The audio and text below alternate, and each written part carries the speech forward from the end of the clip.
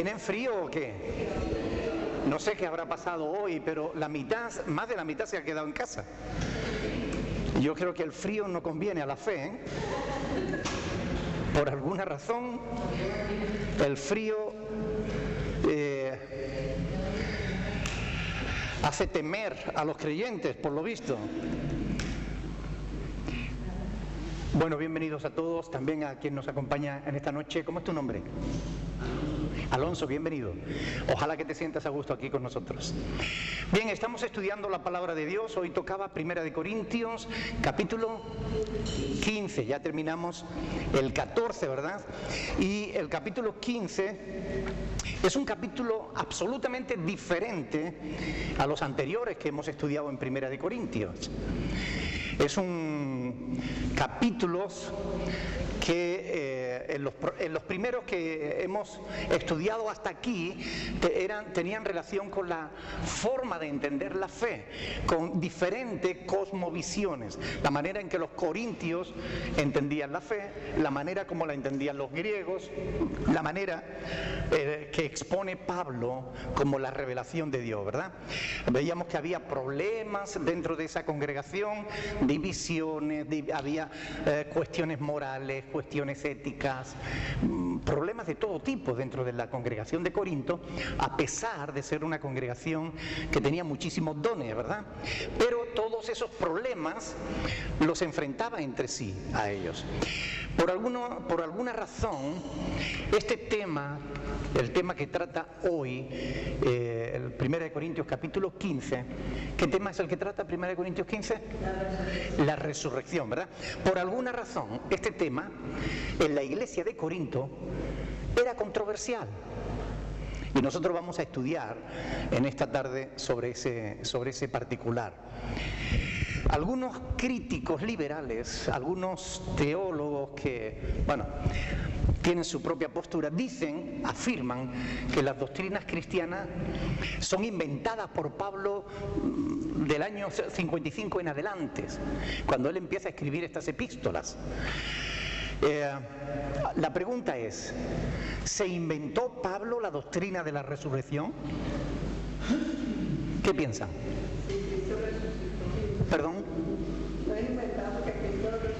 No es inventado porque Cristo resucitó. Muy bien. Pero ¿cómo podríamos nosotros confirmar que Pablo no se inventó que Jesús había resucitado? ¿Mario? Él era un estudioso porque él perseguía a los cristianos que decían que era una religión nueva. Pablo había estado persiguiendo a la iglesia, ¿verdad?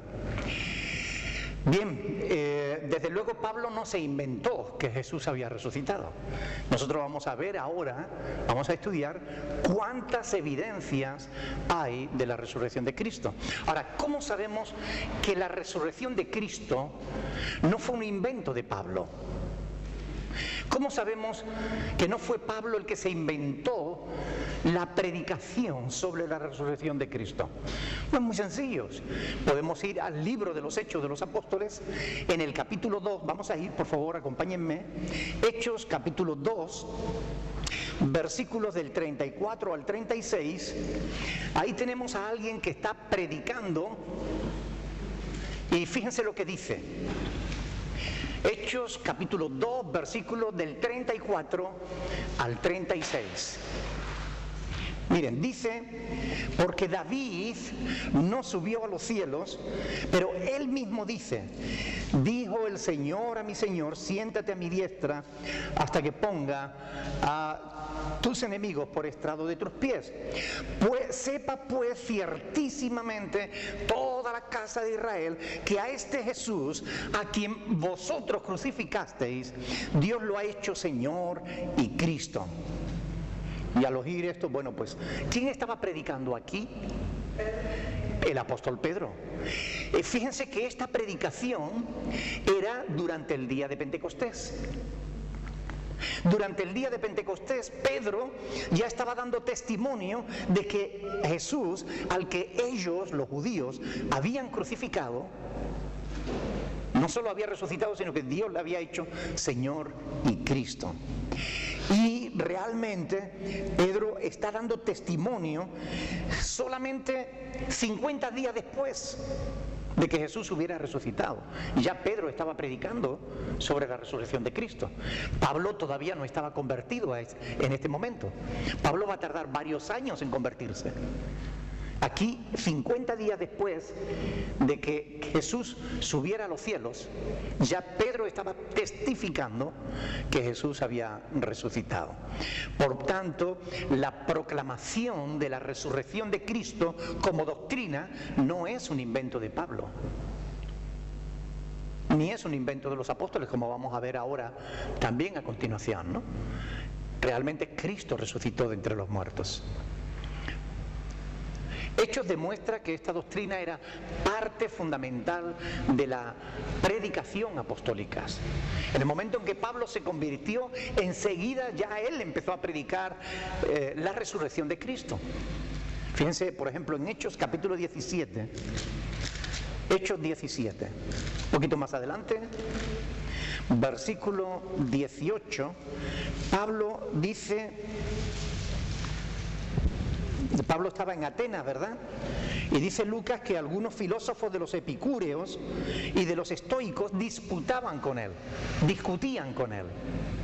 Hechos 17, 18. Dice, y unos decían, ¿qué querrá decir este palabrero? Y otros, parece que es predicador de nuevos dioses. ¿Por qué decía esto? Según Lucas, dice, porque les predicaba el evangelio de Jesús y ¿de qué? Y de la resurrección. Es decir, la resurrección formaba parte de la predicación de los apóstoles. ¿Cómo supo Pablo que Jesús había resucitado? Piensen un poquito. ¿Alguien se lo dijo? Se le apareció a él. Claro, Jesús mismo se le apareció a Pablo, ¿no? ¿Dónde? En el camino a Damasco, cuando iba persiguiendo a los creyentes, ¿recuerdan? Pablo iba dispuesto a perseguir a todos los cristianos, pero le apareció el Señor, lo tumbó, y cuando estaba en el suelo, Pablo preguntó, Señor, ¿quién eres? Y él le dijo, yo soy el que tú persigues. Yo soy Jesús el que tú persigues. Así que Pablo supo de la resurrección de Cristo por sí mismo. Tuvo una visión del Cristo resucitado. No necesitó que nadie le dijera que Cristo había resucitado. Se le apareció directamente a él, ¿verdad? En el camino a Damasco, eso lo relata él en el capítulo 9 de Hechos de los Apóstoles, donde él cuenta su testimonio. Ahí él relata eso, también en el capítulo 26, ¿verdad? Así que Pablo va a explicar aquí en 1 Corintios 15, vamos a leer los versículos del 1 al 8. 1 Corintios 15, del 1 al 8. Vamos a leerlo porque es el pasaje que vamos a estudiar en esta noche. Y dice lo siguiente. 1 Corintios 15, del 1 al 8. Dice, además os declaro, hermanos, el evangelio que os he predicado, el cual también recibisteis, en el cual también perseveráis, por el cual asimismo, si retenéis la palabra que os he predicado, sois salvos. Si no, creísteis en vano. Porque primeramente os he enseñado lo que asimismo recibí, que Cristo murió por nuestros pecados, conforme a las Escrituras, y que fue sepultado, y que resucitó al tercer día, conforme a las Escrituras, y que apareció a Cefas, y después a los 12, después apareció a más de 500 hermanos a la vez, de los cuales muchos viven aún y otros ya duermen. Después apareció a Jacobo, después a todos los apóstoles, y al último de todos, como a un abortivo, me apareció a mí. Hasta ahí la palabra. Interesante, ¿verdad? Fíjense que Pablo afirma en el versículo 3 que él había recibido, porque primeramente os he enseñado lo que asimismo recibí. ¿De quién recibió él? la doctrina de la resurrección de Cristo mismo. Igual que él repite en 1 Corintios 11:23 cuando habla de la doctrina de la Santa Cena, ¿verdad? Él repite estas mismas palabras: porque yo recibí del Señor lo que también os he enseñado. Es decir, se ve que Cristo, una vez que le apareció en el camino a Damasco, no solamente le dijo, ve a Damasco y allí se te dirá lo que has de hacer.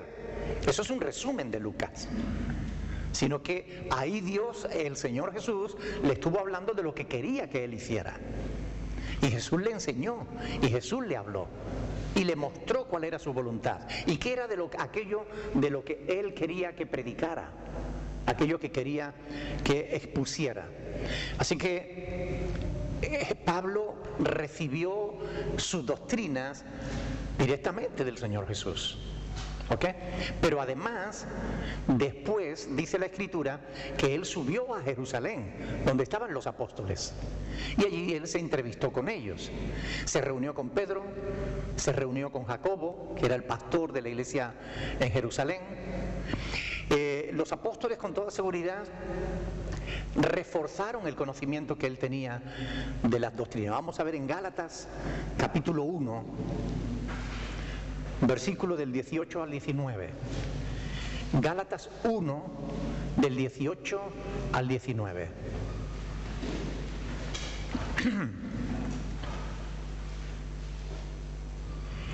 Dice: después, pasados 3 años, subí a Jerusalén para ver a Pedro, y permanecí con él 15 días. Pero no vi a ningún otro de los apóstoles, sino a Jacobo, el hermano del Señor. ¿Ven? Es decir, en esos 15 días que él estuvo con Pedro, seguramente pues estuvieron hablando de todas las doctrinas del Evangelio, de la fe, ¿verdad? Seguramente Pablo tendría multitud de preguntas, porque Pedro había estado con el Señor todo el tiempo que Jesús estuvo ministrando en la tierra, ¿verdad? Él fue uno de sus primeros discípulos desde que fue bautizado en el Jordán hasta que el Señor ascendió a los cielos. Así que Pablo, yo estoy seguro de que, como cada uno de nosotros, tendría multitud de preguntas que hacerle a Pedro, y durante esos 15 días tuvieron oportunidad de hablar largo y tendido, ¿verdad? Y ahí seguramente estuvieron justamente comprobando lo que Pablo sabía. Pablo era un gran conocedor del Antiguo Testamento, de las Sagradas Escrituras. Las Sagradas Escrituras entonces era solamente el Antiguo Testamento. El Nuevo todavía no se había escrito. Pero Pablo era un gran conocedor de las Escrituras, y seguramente Pedro le estuvo compartiendo cómo Cristo cumplía todas las profecías que sobre el Mesías estaban hechas en el Antiguo Testamento. Amén. Así que tuvieron la oportunidad. Pablo mismo, él recibió, pero también transmitió la doctrina, el Evangelio, para que generación tras generación, hasta la venida del Señor, siguiera predicándose el Evangelio de Cristo. Quiero que vean conmigo en Hechos capítulo 13, versículo 30.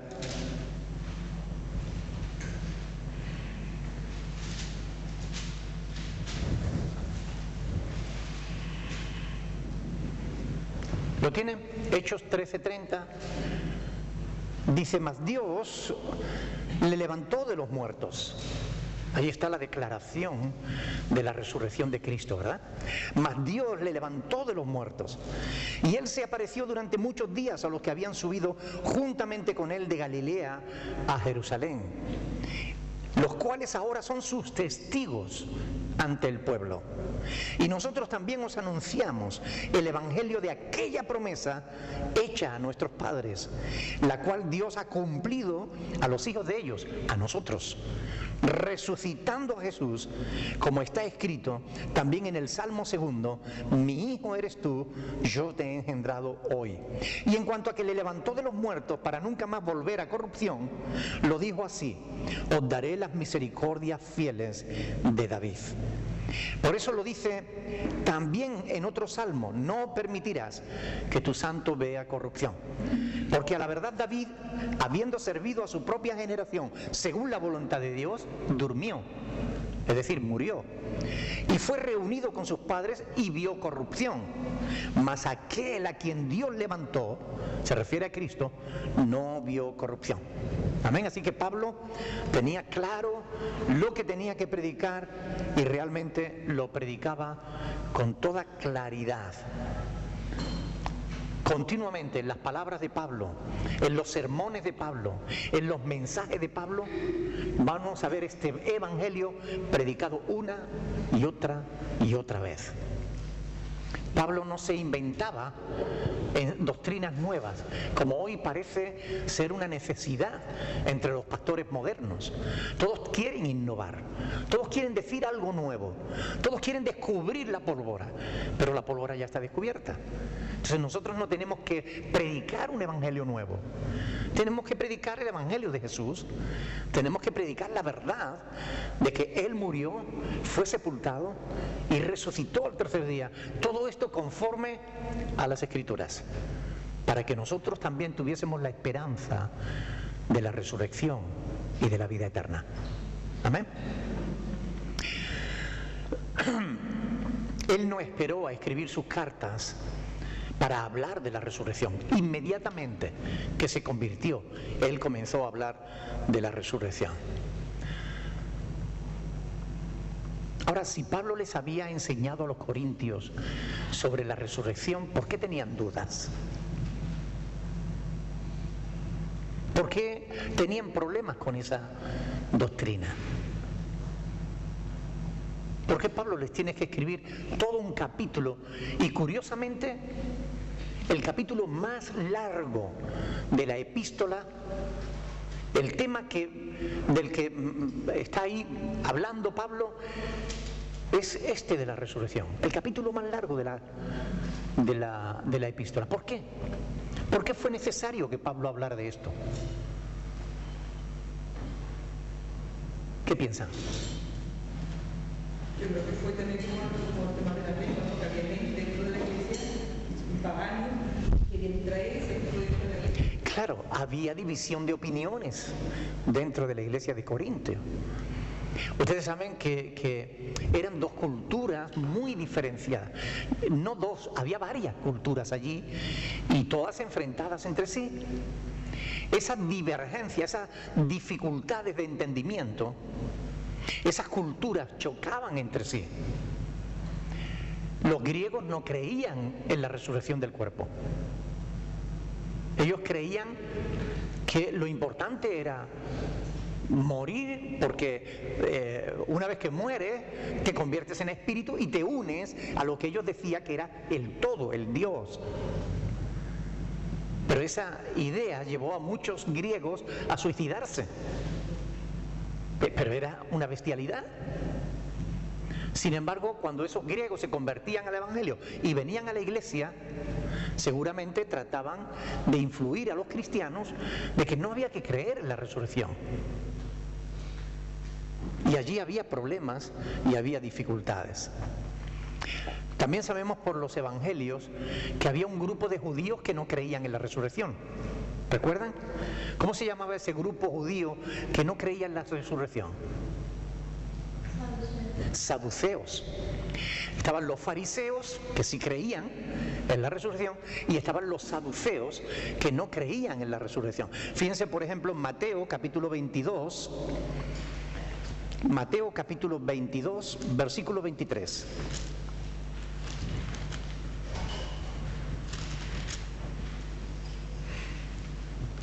Mateo 22, 23.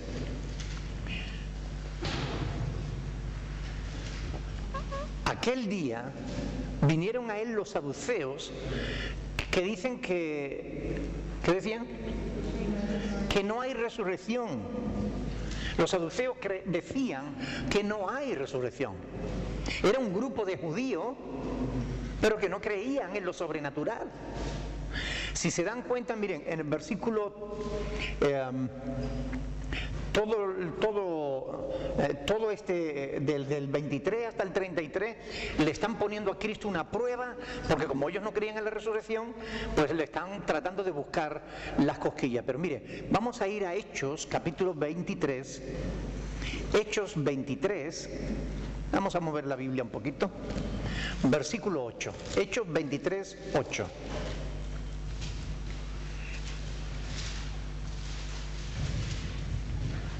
Hechos 23, 8. Dice, ¿lo tiene? Dice, porque los saduceos dicen que no hay resurrección, ni ángel, ni espíritu. Pero los fariseos afirman estas cosas.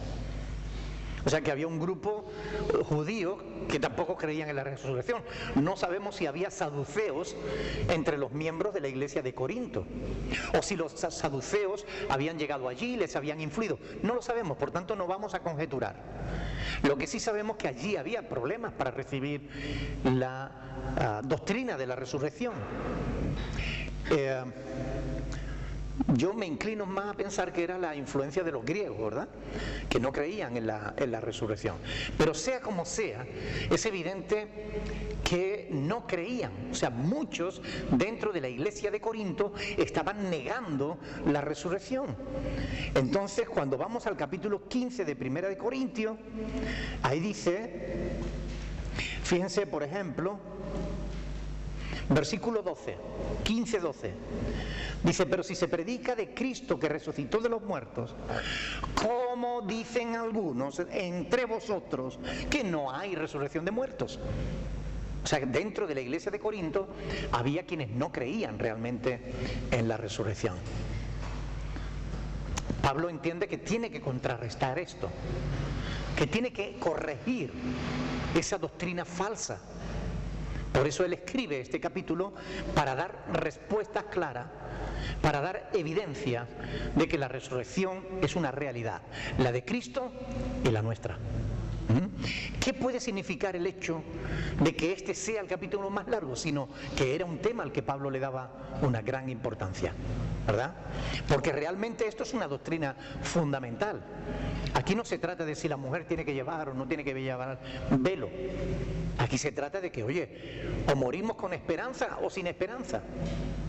O morimos creyendo que vamos a abrir los ojos otra vez, o morimos pensando que vamos a desaparecer y que todo se acabó con la muerte. Así que es un tema fundamental. Y es importante que conozcamos bien cuál es la revelación de Dios sobre este tema. ¿Qué es lo que Dios quiere que creamos? Así que, como dice ahí, versículo 1, os declaro, hermanos, ¿qué era lo que él estaba declarando en el versículo 1?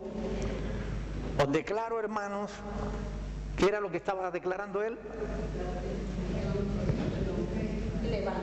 El Evangelio, es decir, él estaba diciendo que ya le había enseñado sobre esa doctrina, ¿verdad? Que os he predicado, el Evangelio que os he predicado, como diciendo, hermano, que ya les he hablado de este tema. Os declaro, hermano, que ustedes ya saben de esto. ¿Ok? Pablo les está...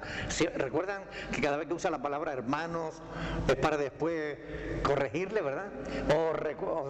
Os declaro, hermanos, el Evangelio que os he predicado, el cual también recibisteis. ¿Qué significa que lo recibieron?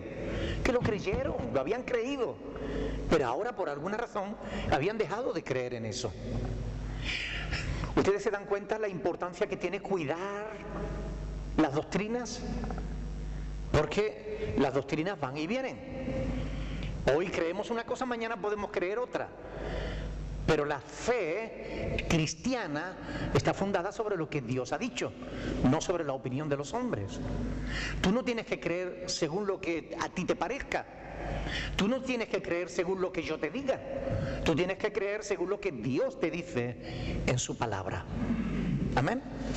Por esto es importante que por eso Dios puso pastores en la iglesia a fin de preparar a los santos para la obra del ministerio. Dice, para que ya no seamos niños fluctuantes llevados por doquier de todo viento de doctrina, por estratagemas de hombres que con astucias emplean las artimañas del error, ¿verdad?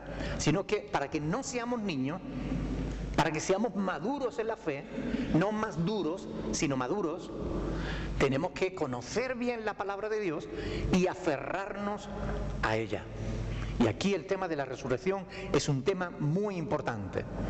Pablo no les va a hablar de un tema que ellos no conocieran. Ya les había enseñado al respecto, pero les va a volver a enseñar. ¿Saben? Cuando estas cosas ocurren, cuando uno está predicando sobre un tema que ya ha predicado antes, algunos como que se molestan, ¿no? Pero oiga, es que es necesario recordar las cosas de Dios, las verdades de Dios, las doctrinas de Dios. Hay que recordarlas. El apóstol Pedro dice: yo no me cansaré nunca de repetiros estas cosas, aunque vosotros las sepáis y estéis confirmados en la verdad. Yo no me cansaré nunca de repetiros estas cosas. Es importante conocer las doctrinas fundamentales y perseverar en ellas. Así que, fíjense, ellos aceptaron, lo creyeron, dice, el cual también recibisteis. Es como cuando en Tesalonicense le dice: por lo cual también nosotros sin cesar damos gracias a Dios, de que cuando recibisteis la palabra de Dios, que oísteis de nosotros, la recibisteis, no como palabras de hombre, sino según es en verdad, palabra de Dios, la cual actúa en vosotros los creyentes. 1 Tesalonicense 2:13. Dice: el cual también recibisteis, en el cual también perseveráis. Es decir, en el cual también os mantenéis firmes. Ahora, en el versículo 2 hay una frase que yo quisiera estudiar. Yo quisiera que juntos profundizásemos un poquito ahí, en la frase que hay ahí en el versículo 2. Dice: por el cual asimismo, si retenéis la palabra que os he predicado, sois salvos, si no creísteis en vano. ¿Qué está diciendo el apóstol Pablo con estas palabras?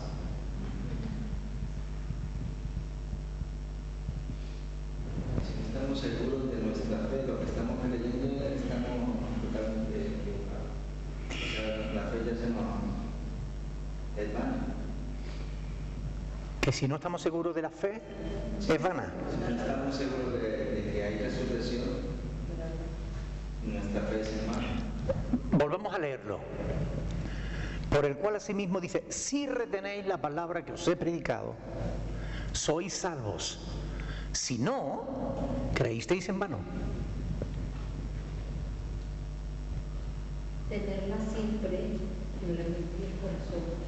Tenerla siempre en mente y corazón. Pero, a ver, Lina. Que si guardaban la palabra de que Cristo había resucitado, pues no habían perdido en vano, porque al Cristo resucitar, ellos también resucitarían. Esa era su esperanza.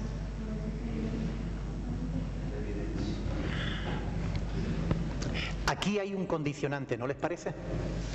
Si retenéis. A ver, hermano. Ya en el versículo 2, toda Pablo que se está refiriendo es que si la palabra que está predicando sobre la resurrección, ¿no?, de Cristo, ¿no?, por la cual vamos a ser un salvo, ¿no? Si no la crees, no estás creyendo que Cristo es nuestro Salvador, que Cristo no es salvo. Está afirmando que no vamos a ser salvos por lo que le está predicando, o sea, le está predicando sobre Cristo, ¿no?, sobre la resurrección, que vamos a ser salvos. Vamos a ver. Es que es importante esto. Yo decía, aquí hay un condicionante, ¿verdad? Porque dice: si hacéis esto. Si, eso es un condicionante. Este es uno de los muchísimos versículos de la Biblia que desmienten a Calvino, que desmienten las doctrinas reformadas. Calvino y los reformadores creen que una vez salvo, siempre salvo. Y es importante que nosotros nos demos cuenta de qué es lo que Pablo está diciendo aquí. ¿Cómo somos salvos nosotros? Por medio de la fe en Cristo, creyendo el Evangelio, ¿verdad? ¿Puede una persona creer en el Evangelio y ser salvo y después dejar de creer? ¿Sí o no? Bueno, esto es lo que Calvino dice que no. Y las iglesias reformadas dicen que no es posible. Dicen que o crees o no crees, pero no puedes creer y después dejar de creer. Sin embargo, la palabra de Dios dice otra cosa. ¿A quién les está hablando Pablo aquí? ¿A incrédulos o a creyentes? A creyentes. No le está hablando a personas incrédulas. Les está diciendo, por el cual asimismo, si retenéis la palabra que os he predicado, sois salvos. Si no, creísteis en vano. Y es que esto es muy importante. Hay un condicionante.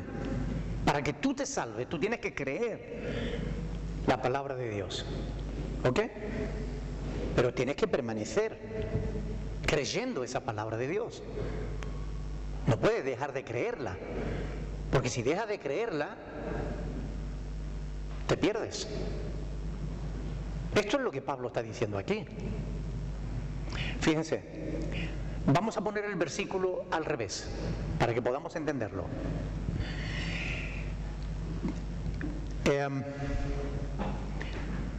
Si no retenéis la palabra que os he predicado, ¿qué pasaría? No serían salvos, ¿verdad? Es que eso es lo que está diciendo. O sea, creerían en vano. Habrían creído en vano.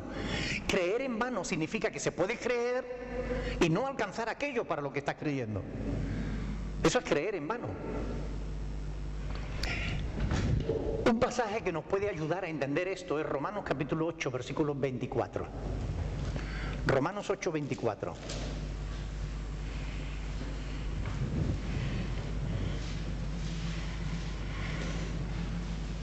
Por eso la palabra hay que estudiarla, hay que investigarla, hay que escudriñarla, hay que contrastarla y verla a la luz de toda la Escritura. No tomar texto sin contexto como pretexto, sino tomarla a la luz del contexto inmediato y general de la Biblia. Por eso, Romanos 8, 24, dice Pablo, porque en esperanza fuimos salvos. Pero la esperanza que se ve no es esperanza.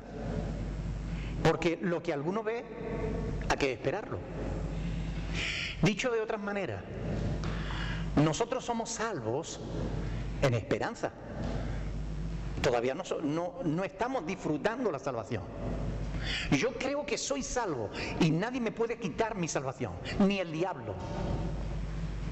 Nadie me puede apartar de las manos de Dios. Nadie me puede arrebatar de las manos de Dios. ¿Quién es más fuerte que Dios? Nadie. Si Él me guarda, nadie me puede quitar de ahí. ¿Pero me obliga Dios a estar con Él? No. Yo puedo salirme del cuidado de Dios. La Biblia dice, el que habita al abrigo del Altísimo morará bajo la sombra del Omnipotente. El que habita al abrigo del Altísimo. Pero si yo me salgo de ese abrigo, ¿moraré bajo la sombra del Omnipotente? Ese es el quid de la cuestión. Por eso es importante que nosotros estemos dándole vuelta a la palabra, contrastando un versículo con otro para que podamos comprender en profundidad las Escrituras. Por muy poco que les guste a algunos, la palabra de Dios es mucho más sencilla de lo que quieren hacernos creer.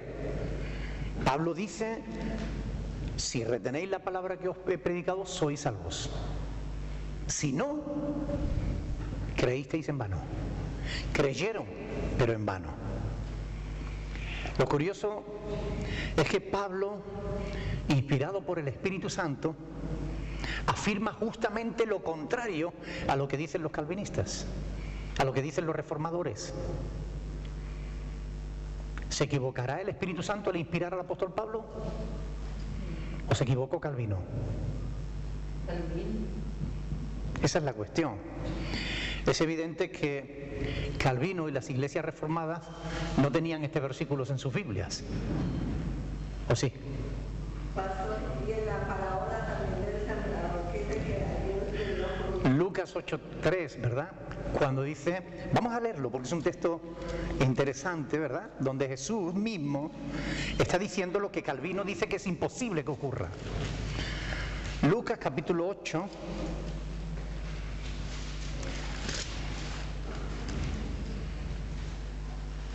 Eh, 8:13.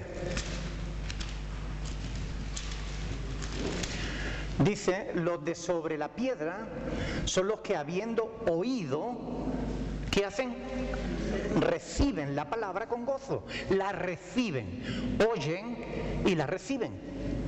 Pero estos no tienen raíces, creen por algún tiempo y en el tiempo de la prueba se apartan. O sea, Jesús está diciendo que es posible creer por un tiempo y que después, cuando viene la prueba, algunos se apartan. Esto es lo que dice Calvino, que es imposible que ocurra. No, una vez salvo, siempre salvo. Pero eso no está en la Biblia. Esto sí. Entonces, ¿a quién tenemos que creer? ¿A Calvino, al apóstol Pablo y a Jesús? Eso nos lo tenemos que preguntar, ¿verdad? Jesús habla de esto y nosotros tenemos que decir, bueno, pues si es posible recibir la palabra, si es posible creer por algún tiempo y después apartarse, es evidente que el que cree tiene vida eterna, pero si se aparta puede perderse la vida eterna. Puede que se aparte durante un tiempo y después vuelva, pero eso es muy arriesgado, apartarse, porque una vez que te aparta puedes cruzar la línea sin retorno, y esto es importante a tenerlo en cuenta. Solo aquellos que permanecen firmes en la fe de la palabra de Dios están absolutamente seguros, protegidos por Dios. Nada ni nadie los podrá arrebatar de la mano de Dios.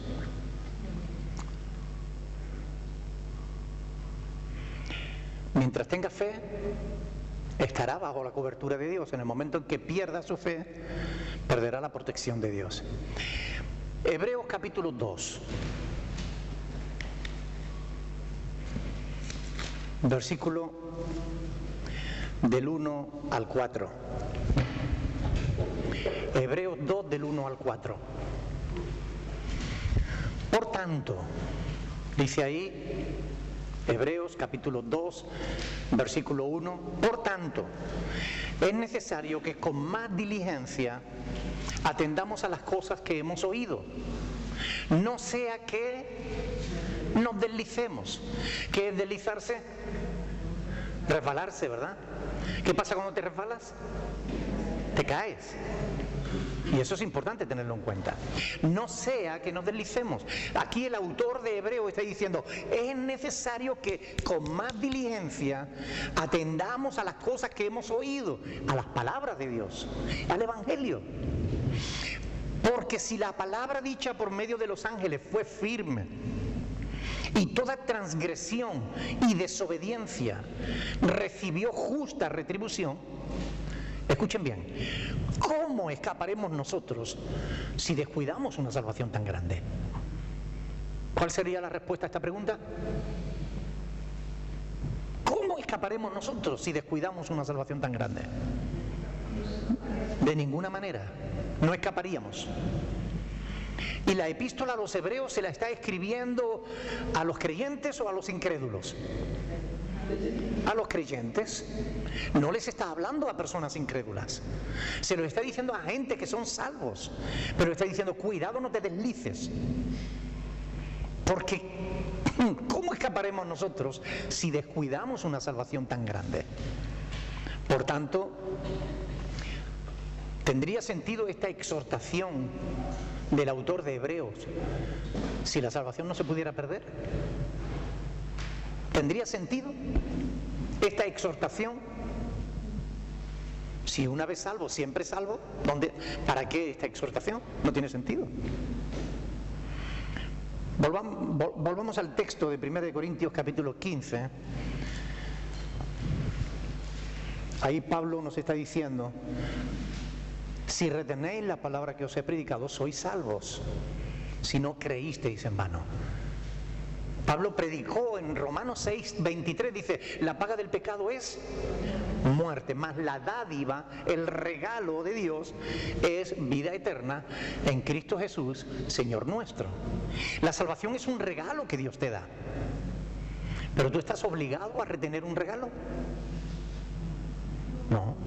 Puedes recibirlo o puedes rechazarlo, que es lo que muchos hacen. Se les predica el Evangelio y lo rechazan. No, yo no lo quiero. A mí no me hables de eso. ¿Te ha pasado alguna vez? ¿Verdad? Intentas decirle a alguien, pero es que, oye, si no crees en el Señor, vas a acabar en el infierno. Ah, me da igual. Hay quien rechaza la salvación, pero hay quien la recibe, la disfruta durante un tiempo y después deja de darle importancia. Y al final acaba rechazándola. Por eso Pablo está diciendo aquí, si retenéis. ¿Qué es retener? Si mantienes, si no pierdes la fe. Porque es la fe lo que te salva. Si pierdes la fe, pierdes la salvación. Esto es lo que Pablo está diciendo aquí. En los versículos del 3 al 5, Pablo va a hablar justamente de la doctrina de la resurrección de Cristo.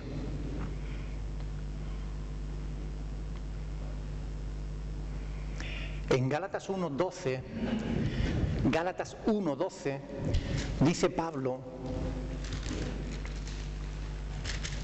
1:12, dice: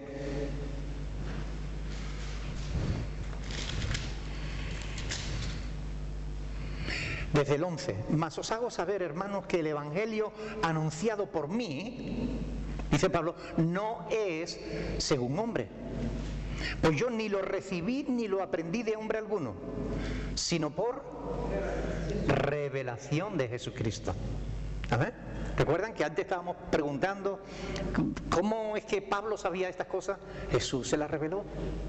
Y esto es muy importante tenerlo en cuenta. Ahora, ¿debemos nosotros esperar que Dios nos revele las cosas para que las hagamos? Yo tengo escrita. Ya la tengo escrita. Ah, que ya las tenemos escritas. Es que hay personas, por ejemplo, que dicen, no, yo estoy esperando que Dios me hable a mí.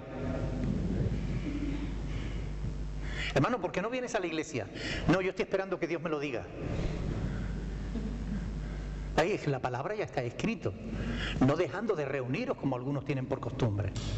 No, pero hasta que Dios no me lo diga a mí, ya está escrito. Y ya Dios lo ha dicho, que Él quiere que nos reunamos, ¿verdad? Entonces no tenemos que esperar una palabra profética. Hay quien se mueve de palabra en palabra, de profecía en profecía. Pero la palabra más segura, a la cual hacemos bien en estar atentos, es esta. Es la palabra de Dios. Por lo tanto, no necesitamos nuevas revelaciones. Lo que necesitamos es obedecer las que ya tenemos. ¿Ok? ¿Están de acuerdo o no? El Evangelio ya ha sido revelado. Tenemos instrucciones claras, sencillas en la palabra. Pastor, quiero que ore porque estoy saliendo con un chico guapísimo. No es creyente, pero yo le estoy testificando para que se convierta. No, yo no voy a orar por eso, porque va en contra de la voluntad de Dios. La Biblia dice, no os unáis en yugo desigual con los incrédulos. ¿Qué comunión tiene la luz con las tinieblas? Si el fin del matrimonio es que los dos sean una sola carne, no se va a producir nunca esa fusión completa si uno cree y el otro no. ¿Me entienden? Si tenemos una instrucción clara, lo que tenemos que hacer es seguir las instrucciones de Dios.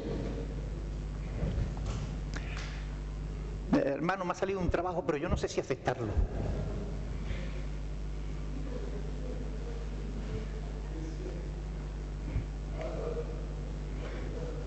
Y si no lo aceptas, ¿cómo mantienes a tu familia? No, pero es que no es el trabajo que a mí me gusta. Yo estoy esperando que Dios me dé el trabajo que yo le estoy pidiendo. Hermano, ¿sabe que la Biblia dice que el que no trabaje, que no coma?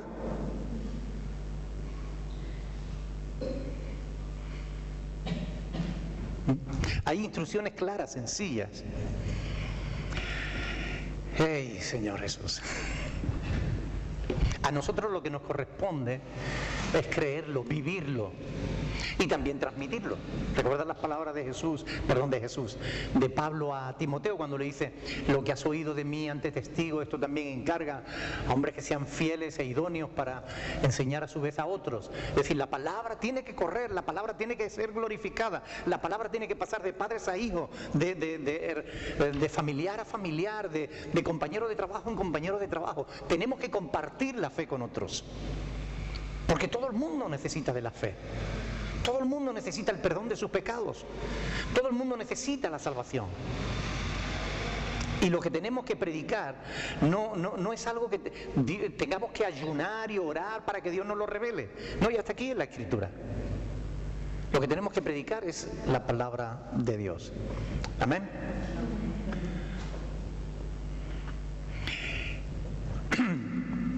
Cuando Pablo dice esas palabras de lo que has oído de mí ante testigos, esto encarga a otros, ahí implícita está la tradición, ¿verdad?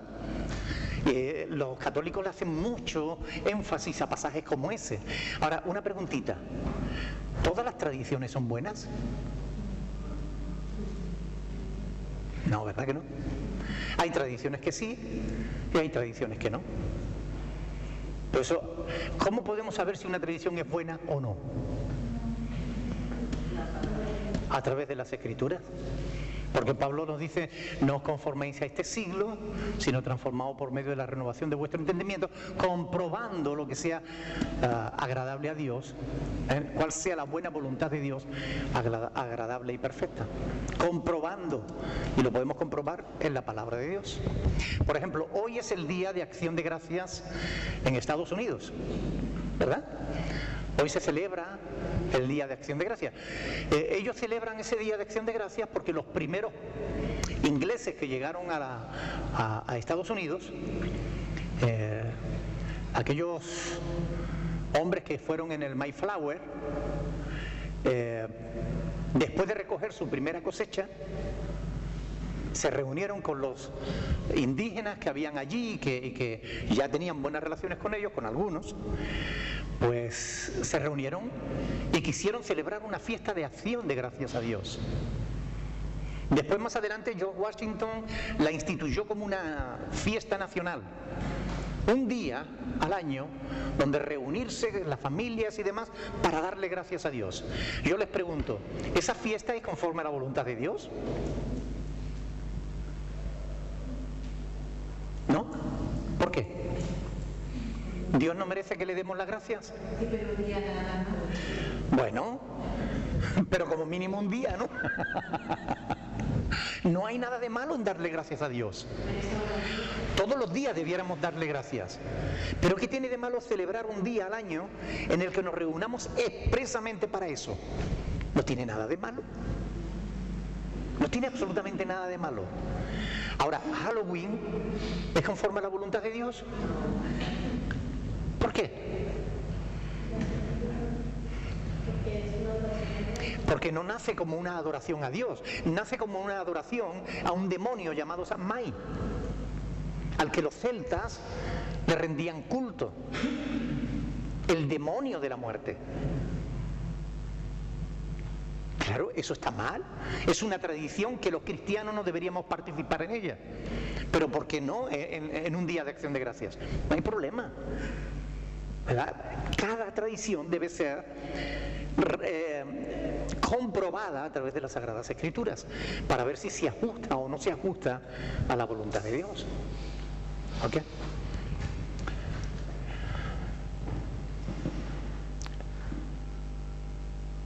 Mirad pues con diligencia cómo andéis, no como necios, sino como sabios, aprovechando bien el tiempo, porque los días son malos. Dice, por tanto, no seáis insensatos, sino entendidos de cuál sea la buena voluntad del Señor. Efesios 5 del 15 al 17. En estos 3 versículos que tenemos aquí, en estos del 3 al 5, tenemos lo que es una de las declaraciones de fe más antiguas de la historia cristiana, en forma de credo. Esta declaración de fe, según los historiadores, era practicada en la iglesia antigua. ¿Por qué Pablo enfatiza 2 veces, en solo 3 pasajes, en solo 3 versículos, enfatiza 2 veces conforme a las Escrituras? ¿Por qué? ¿Por qué creen que lo hace Pablo?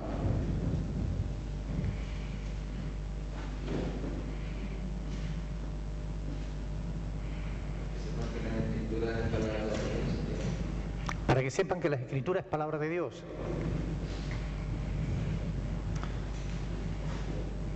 Él está tratando de que los corintios entiendan que el evangelio que él predica está firmemente arraigado en el Antiguo Testamento. Que el evangelio es en realidad el cumplimiento de las profecías que estaban dichas desde el Antiguo Testamento. El Antiguo Testamento tiene su cumplimiento en el Nuevo. Es decir, el evangelio es la respuesta de Dios a todo lo que había dicho en el Antiguo Testamento. Y fíjense, de hecho, se origina en el Antiguo Testamento el evangelio. Dice que Cristo murió por nuestros pecados conforme a las Escrituras, que fue sepultado, que resucitó al tercer día conforme a las Escrituras, que apareció a Cefas y después a los 12. Esta pequeña declaración de fe era algo que los cristianos repetían con frecuencia en los primeros días de la iglesia.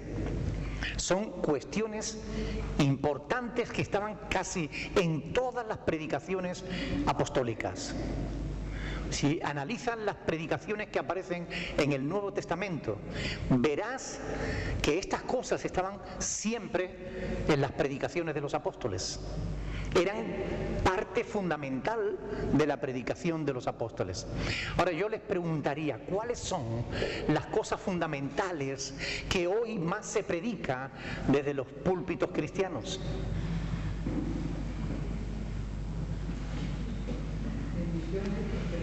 Prosperidad económica, ¿verdad? ¿Qué más? Promesas. ¿Cómo?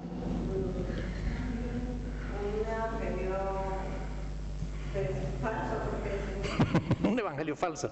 El bienestar de los creyentes, ¿verdad? El hombre por el hombre y para el hombre. Un humanismo puro y duro. Eso es lo que hoy llena los sermones de las diferentes iglesias.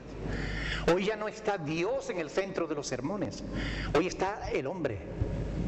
Y Dios solamente es alguien que está al servicio del hombre. En los sermones antiguos, en los sermones bíblicos, Dios es el centro y el hombre está al servicio de Dios. Pero el hombre le ha dado la vuelta a la tortilla. Ahora el hombre está en el centro y Dios tiene que servir al hombre. Dios está para hacerte feliz, Dios está para que tú estés contento, Dios está para que tú prosperes, Dios está para que tú no te enfermes, Dios está para que tú, a tu servicio. Pero ese, como dice Estela, es un evangelio falso.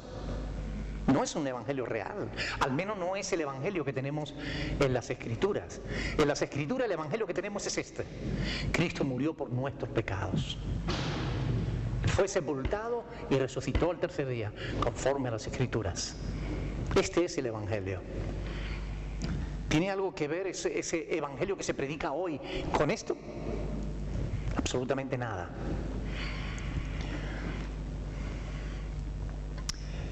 Algunos estudiosos piensan que cuando Pablo utiliza aquí el término Cristo en vez de Jesús, como muchos otros lugares, aquí concretamente lo hace porque está haciendo referencia a la profecía de Isaías 53.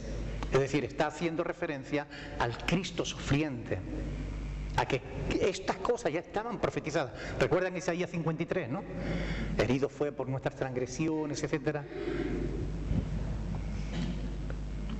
¿Murió él por algo mal que hubiera hecho? ¿Hizo Jesús algo malo para que fuera crucificado? Realmente no. ¿Murió él por sus propios pecados? No. Él jamás hizo nada malo. Nunca mintió, nunca robó, nunca hizo daño a nadie. Sin embargo, él cargó sobre sí el pecado de todos nosotros. Ese es el evangelio.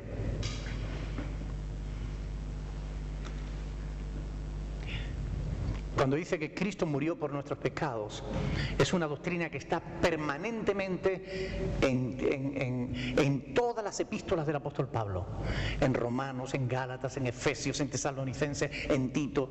En todas las epístolas del apóstol Pablo hay referencias al sacrificio de Cristo.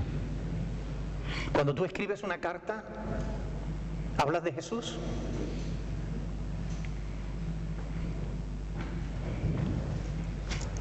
A lo mejor tenemos que hacerlo, ¿no?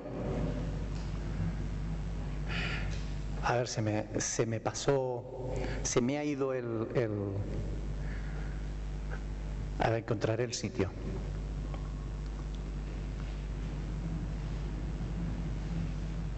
Ya estamos aquí.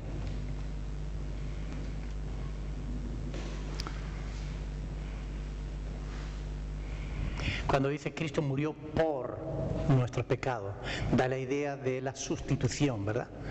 Él ocupó nuestro lugar. Éramos nosotros los que teníamos que haber muertos. Y sin embargo Él ocupó nuestro lugar en la cruz. Así que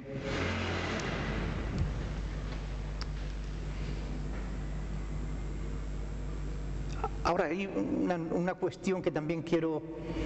Cuando dice ahí que Cristo murió por nuestros pecados, cuando dice nuestros, ¿a quién se está refiriendo Pablo?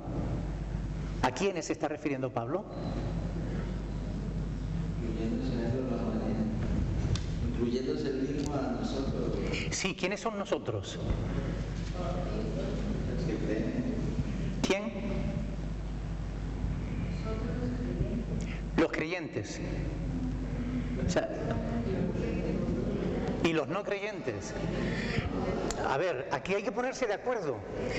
Escúchenme. Unos dicen por nosotros, unos dicen los creyentes, otros dicen por todos. Hay que ponerse de acuerdo. ¿Y saben por qué? Porque esta misma, pero escuchen bien, esta misma división la hay en la doctrina. Por ejemplo, los judíos pensaban que el Mesías iba a morir solo por sus pecados, los pecados de Israel. Los calvinistas dicen que Cristo murió solo por los escogidos, que no murió por todos, sino solo por aquellos que habían de ser salvos. Pero cuando Pablo dice aquí que Cristo murió por nuestros pecados, ¿qué está diciendo Pablo? ¿Murió solo por los escogidos? ¿Murió solo por los judíos? ¿O murió por todo el mundo? ¿Están seguros de eso? ¿Y alguien me puede presentar una evidencia bíblica de que Cristo murió por los pecados de todo el mundo? ¿Perdón? Juan 3:16. A ver, dice ahí, porque de tal manera amó Dios a los escogidos. ¿Ah, no? De tal manera amó Dios a los israelitas. ¿No dice eso? No, de tal manera amó Dios al mundo que ha dado a su Hijo unigénito para que todo aquel que en Él cree no se pierda, mas tenga vida eterna. Esa es una buena evidencia. ¿Cuál más? ¿Alguien puede presentar alguna otra evidencia de que Cristo murió por los pecados de todo el mundo? ¿Y no solo por los escogidos? Juan 3:17. No, ahí está diciendo que el que cree no es condenado y el que no ha creído ya ha sido condenado, pero ahí no aclara quiénes son los que creen y quiénes no son los que creen. Los calvinistas dicen que los que creen son los escogidos nada más. Entonces la cuestión es, por ejemplo, 1 de Juan 2:2. 1 de Juan 2:2.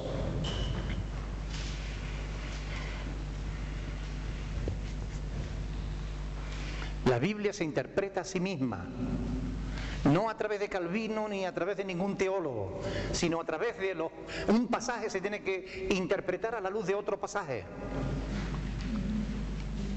1 de Juan capítulo 2 del 1 al 2 dice: hijitos míos, estas cosas os escribo para que no pequéis. Y si alguno hubiere pecado, abogado tenemos para con el Padre, ¿a quién? A Jesucristo el justo. Y Él es la propiciación por nuestros pecados. Amén. Ahí estamos los creyentes. Él es la propiciación por nuestros pecados. Esto los calvinistas quisieran que ahí hubiera un punto y final. Pero no, hay un punto y coma y sigue. Y no solamente por los nuestros, sino también por los que ¿qué? Por los de todo el mundo. Así que Calvino se equivocó, las iglesias reformadas se equivocan y la Biblia tiene razón. Cristo murió por todos, por los pecados de todo el mundo. 1 Timoteo 2:4 dice que Dios quiere que todos sean salvos y vengan al conocimiento de la verdad. Es lo que dice la palabra de Dios. El apóstol Pedro dice en 2 de Pedro que Jesús no retarda su promesa, como algunos la tienen por tardanza, sino que es paciente para con nosotros, no queriendo que ninguno perezca, sino que todos procedan al arrepentimiento. Esa es la voluntad de Dios, que todos se salven. A eso es a lo que Dios ha predestinado a la humanidad. Dios predestinó a todo ser humano a la salvación. Ahora, ¿significa eso que todo ser humano se va a salvar? No. ¿Por qué? Porque no todo ser humano quiere salvarse. No todo ser humano quiere creer en Cristo. No todo el mundo quiere creer en la palabra de Dios. Por tanto, no todos se van a salvar. Dios, en su soberana voluntad, ha establecido que solo se salven aquellos que crean en el mensaje del amor de Dios, en el mensaje del Evangelio. Quienes crean en el Evangelio serán salvos. Quienes no crean en el Evangelio serán condenados. Ahí sí está Juan 3:17 al 18. Y el que creyere será salvo, porque no envió Dios a su Hijo al mundo para condenar al mundo, sino para que el mundo sea salvo por él. Y el que en él cree no es condenado, pero el que no cree ya ha sido condenado, porque no ha creído en el testimonio del Hijo de Dios. Por tanto, es bien sencilla la palabra, solo que los hombres la quieren tergiversar. Cuando Pablo dice aquí, Cristo murió por nuestros pecados, en realidad no está diciendo solamente por los creyentes, está diciendo murió por los pecados de todo el mundo. Cuando Juan el Bautista vio a Jesús, le dijo a la multitud que le rodeaba: he ahí el Cordero de Dios que quita el pecado de los escogidos, de los judíos, del mundo. He ahí el Cordero de Dios que quita el pecado del mundo. Bendito sea el Señor.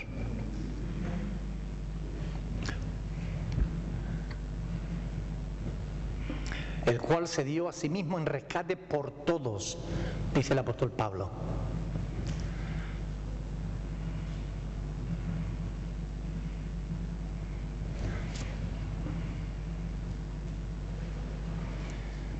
Cristo murió para satisfacer la ley de Dios, para aplacar la ira de Dios. La ira de Dios que debía caer sobre nosotros por nuestros pecados, pero que Dios la hizo caer sobre su propio Hijo para librarnos a nosotros de la condenación. Romanos 3 del 25 al 26, Romanos 5 del 8 al 10, del 9 al 10. Es decir, Cristo nos redimió, nos reconcilió con el Padre. Bueno, vamos a dejar aquí porque se nos va el tiempo y no nos da tiempo de más. Pero ¿hay alguna pregunta antes de que lo dejemos? Nos hemos quedado en el versículo 3. Cristo murió por nuestros pecados. ¿Hay alguna pregunta? No. Bien, pues lo dejamos aquí. La próxima semana, el próximo jueves, Dios mediante, si Dios quiere, podremos seguir escudriñando la palabra. Amén. Estudien la epístola, estudien este capítulo, léanlo una y otra vez y si les surge alguna duda, anótenla. Si les surge alguna pregunta, anótenla.